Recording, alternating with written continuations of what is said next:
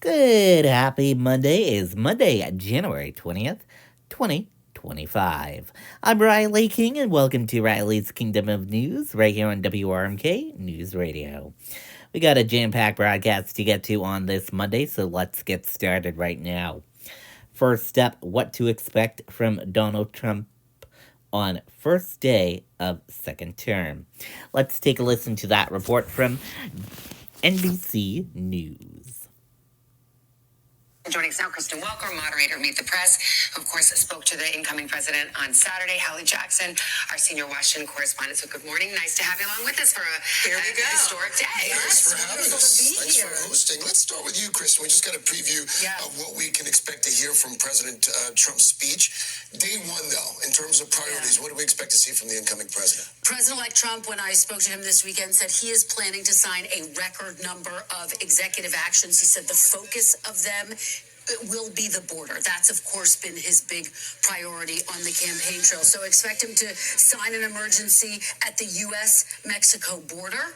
That is going to be one. How will it actually be implemented? That's one of the things we'll be looking for. Will we start to see those deportation rates? We'll be watching for that this week. He told me in my interview with him in December, going to pardon some of those who were convicted of crimes on January 6th. And then he's going to roll back a lot of the Biden-era regulations. So it's going to be a very busy day. What he says in his speech will be significant. The theme of his speech, we are told, restoring confidence. So we'll have to see how it's received and how uplifting it is. Taking a step back, Hallie, I mean, this is a moment Republicans now have full control of the White House, both branches of Congress.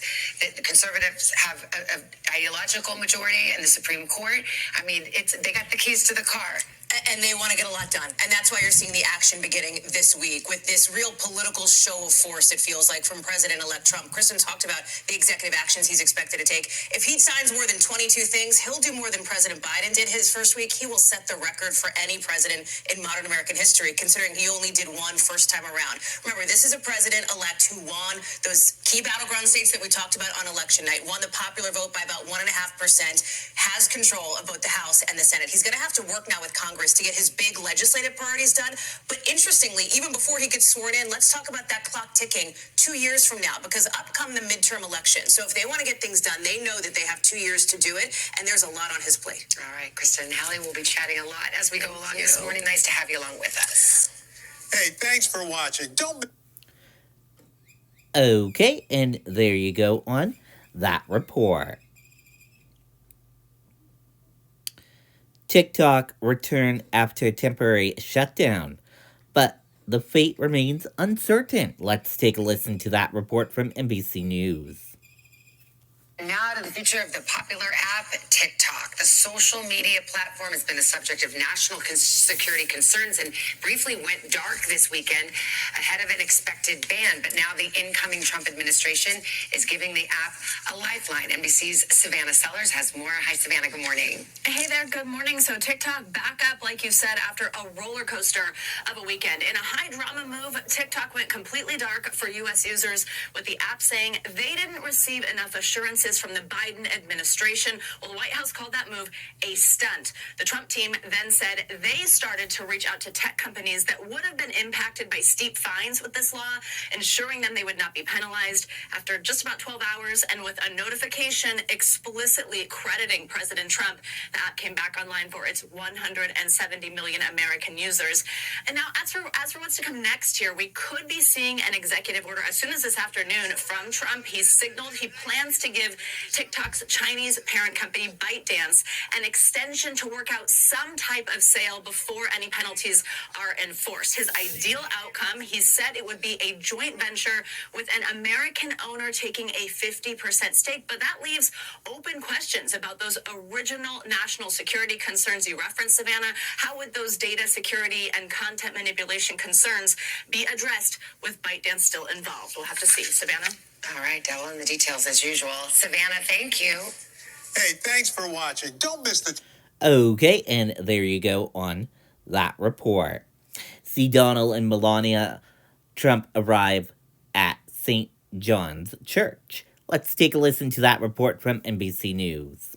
We're live in Washington, and these are live Pictures of President-elect Trump, Melania Trump, and the future first family as they make their short trip down from Blair House, where they spent the night right across the street from the White House, per tradition, to St. John's Church, also in the neighborhood there near the White House, where they will attend a church service as tradition has dictated for many, many years now, as we watch these live events unfold on a historic day, January 20th, here in Washington, D.C. And just a few moments ago, we saw the next vice president of these United States, J.D. Vance, and his wife, Usha, walking into St. John's as well.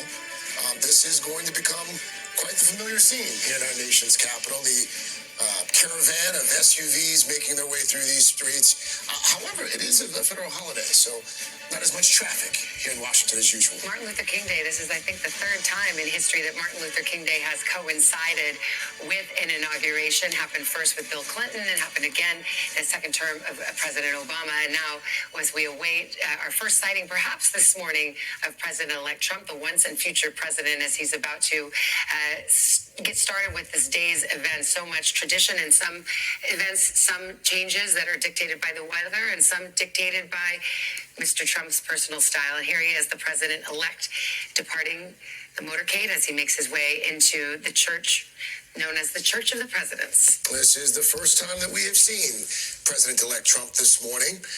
He will go inside, worship there at St. John's.